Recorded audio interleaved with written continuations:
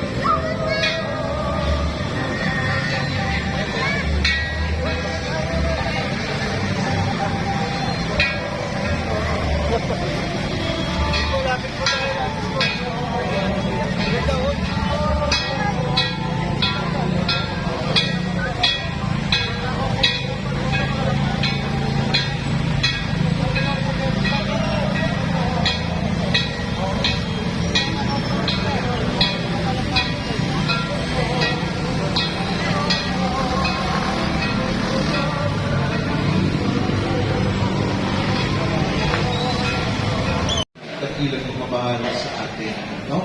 Kaya sana ang ating pag-ibig, pagmamahal sa Isya ay matulad natin sa pagmamahal ng Diyos, no? Na wagas at totoo. Ayan po, ang nasa harapan natin ang mahal na Poong Nazareno, no? Na ating modelo ng tapat at wagas na pagmamahal. Kaya maraming salamat po. Abu Marvin, no, kung saan po siya po talaga ang tumulong sa atin, no, para matulad sa aming parokya ang ating mahal na Nazareno. Okay, kaya sana itong araw nito, kapamanalagi, no, na ating mga debosyon, ating mga panatas, ito yung magiging bukasyon natin. Itong devotion natin ay magiging bukasyon, our calling. Yung nga po, yung magmahal ng wagas, ng totoo, tulad ng pagmamahal ng Diyos sa atin. Okay, Marvin, and Entourage, maraming salamat po. Palapakan po natin.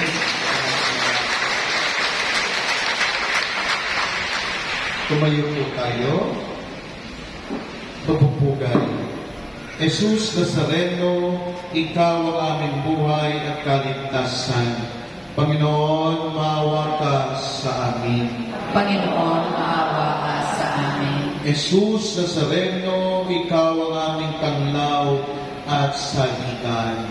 Panginoon, maawa ka sa amin. Jesus Nazareno, Ikaw ang aming pastol at gabay. Panginoon, maawa ka sa amin. Jesus Nazareno, Ikaw ang aming daan at katotohanan. Panginoon, maawa ka sa amin. Jesus Nazareno, ikaw ang aming bukhal ng lahat ng kabutihan. Panginoon, maawa ka sa amin. Jesus Nazareno, ikaw ang aming haring makapangyarihan. Panginoon, maawa ka sa amin. Jesus Nazareno, ikaw ang aming Diyos na kailanman ay aming pupurihin at pararangalan. Panginoon, maawa ka sa amin. Alalahanin mo kami, Panginoon, at turuan mo kaming manalangin. Amanan.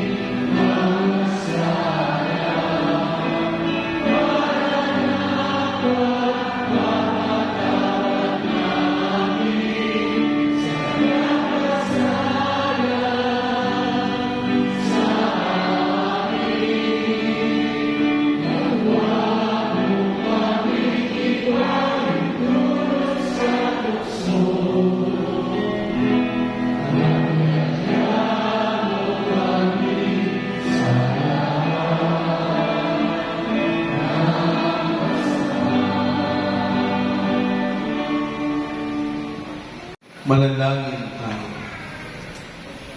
Ama naming makapangyarihan, naloob mong akurin ng iyong anak ang krus at kamatayan upang ang sangkatauhay matubos at mabuhay. Ang pag-ako namin sa krus at kamatayan dito sa lupa ay sa diwa ng pagsunod sa iyong loob na ginanap ng iyong anak ay mapag-indapat nawang naming kamtin ang lubos na katubasan at pagkabuhay sa iyong piling. Tumagitan ni Kristo, kasama ng Espiritu Santo, magpasawalang hanggan. Amen. Natapos po ng ilang minuto, ng konti, tapos simulan po natin ang misang pag-welcome sa ating pong Nazareno. Sumayin niyong Panginoon, Sumayo rin. palagay ng Diyos mapangyarihan sa lahat, Ama, Anak, at Espiritu Santo. Amen. Okay, magsipo muna po tayo.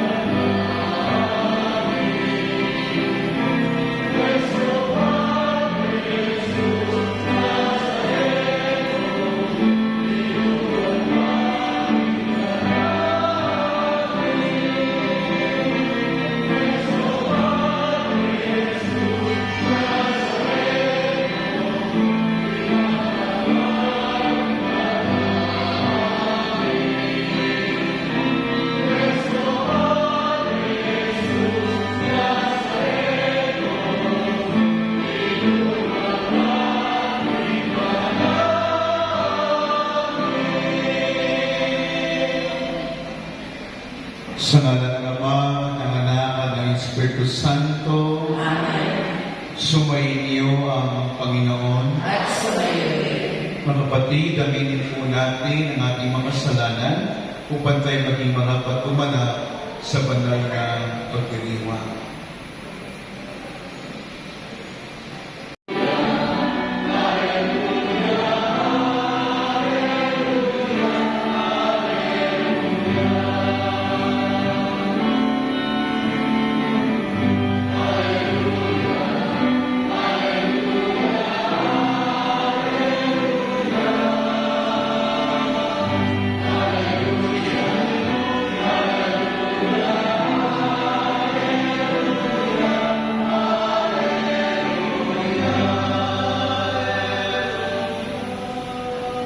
Sa salita mo, akitin ang puso ko at loobin ng ikaw ay aking sundin.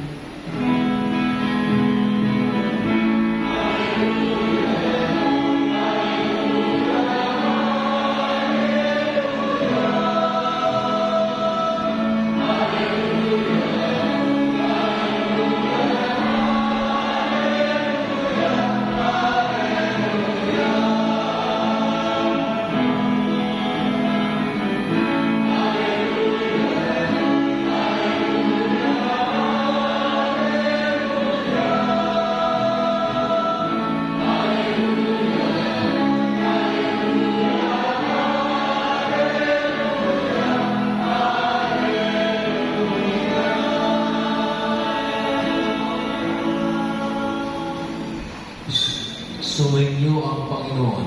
At sumayo rin. Ang mabuting balita ng Panginoon ayon kay San Marcos. Papuri sa iyo, Panginoon.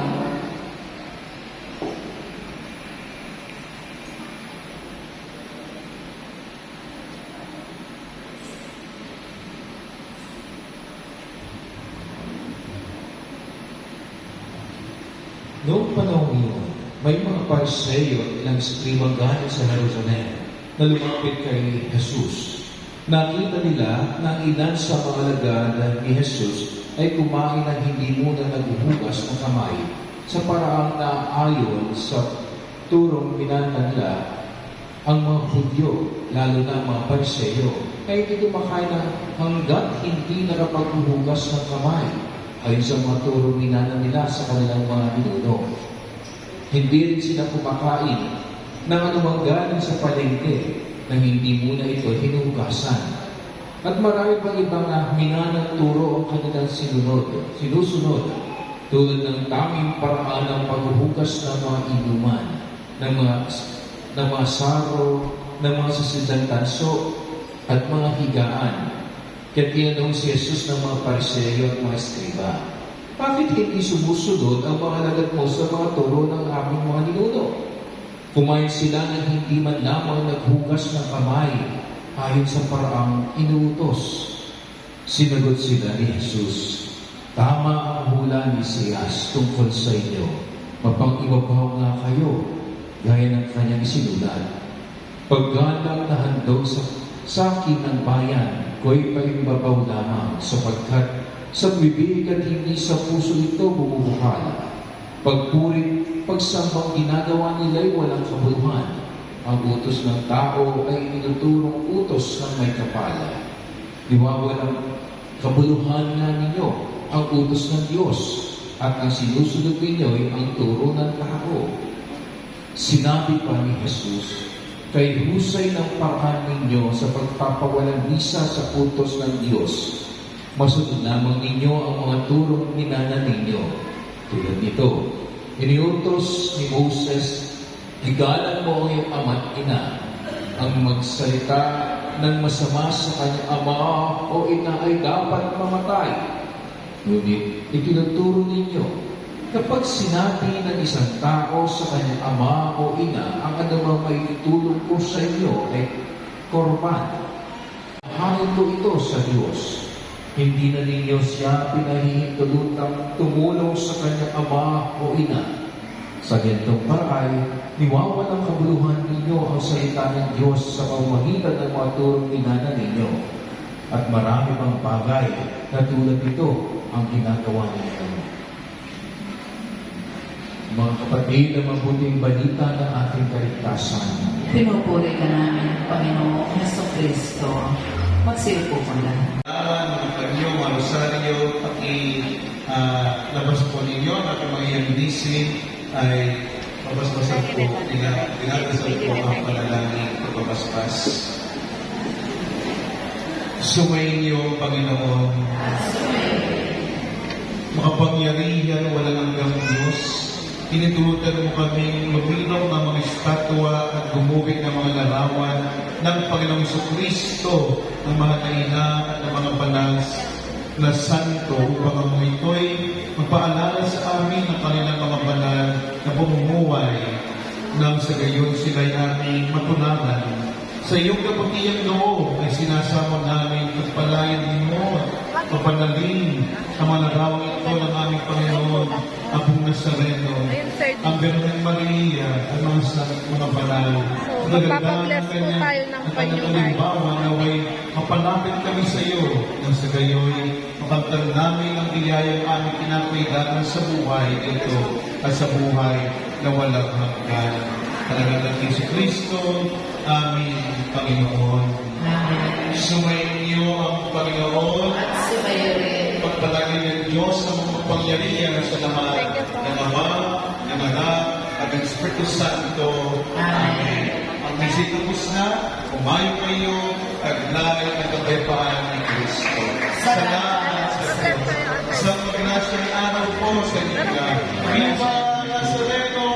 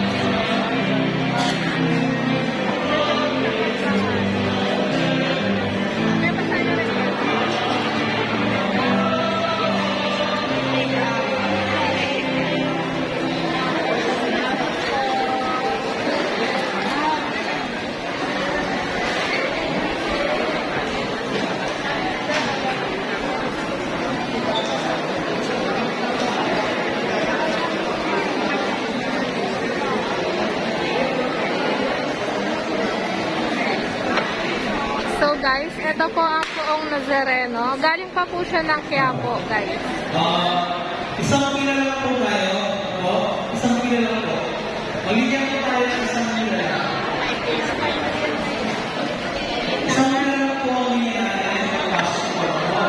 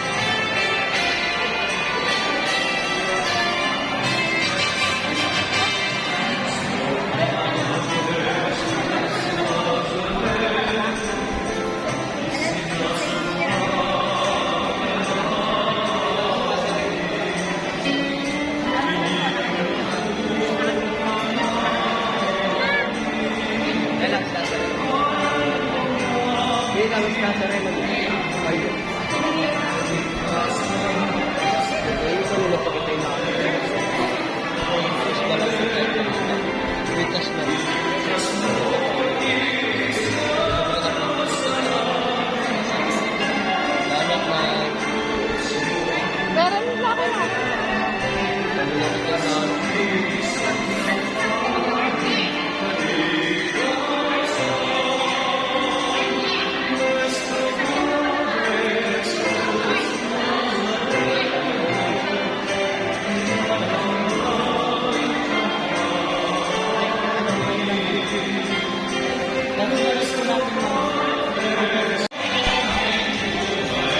So guys, nakapila po kami ngayon para po magpahit sa Nazareno.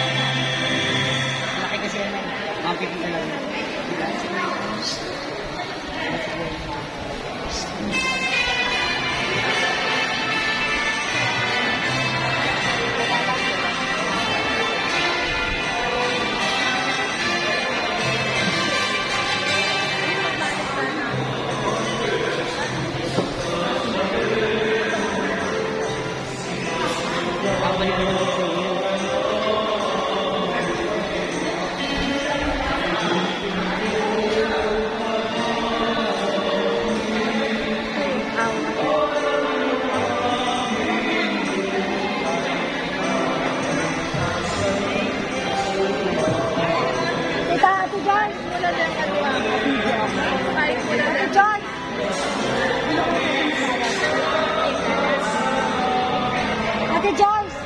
Ate Joyce! Ate! I-video mo ako. Ito, naka-ready na to. Naka-ready na to. Dito lang para malapit. Kada po na to. Kaya naman.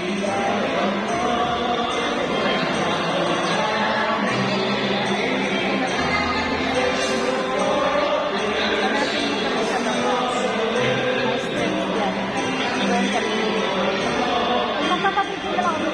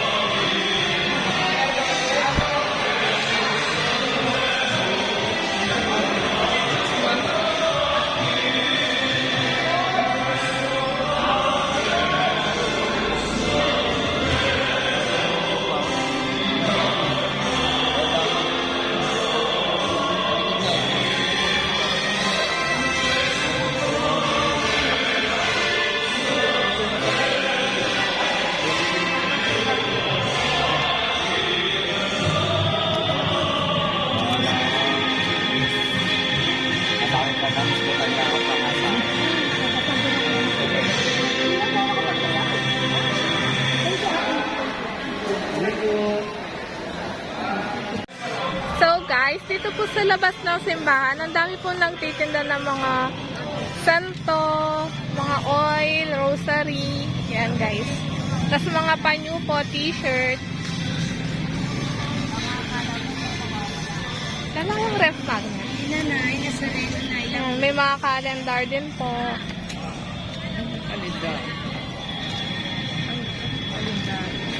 Ha? Kalendar. Te, wala kayong ref magnet? Uy, wala. Langis lang nasa reno, mambili kayo mabango yun.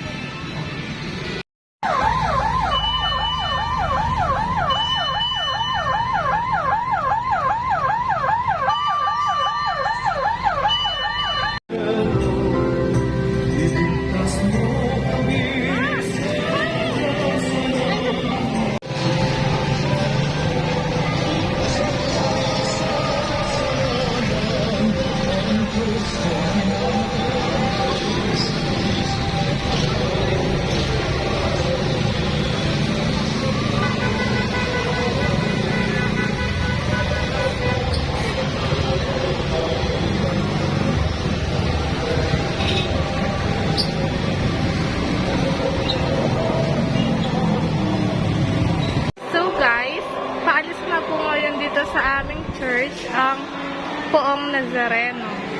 Ibabalik na po siya sa Quiapo Church.